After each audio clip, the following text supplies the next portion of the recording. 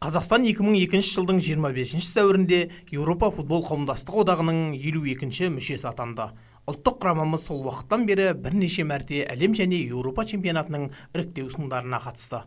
Еуропа футболына ауысқалы еліміздің құрамасы айтарлықтай нәтиже көрсетпегенімен, клубтық деңгейде біршама жетістікке жетті.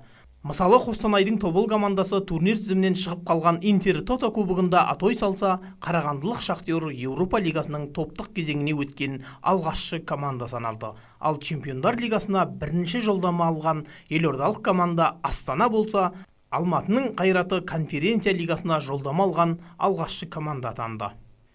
Биыл Қазақстан ұлттық құрамасы 2024 жылы өтетін Еуропа біріншілігіне іріктеуде жақсы өнер көрсетуде. Алғашқы ойында Словенияға жол берген отандастарымыз келесі ойында азулы Дания құрамасын қапы қалдырды.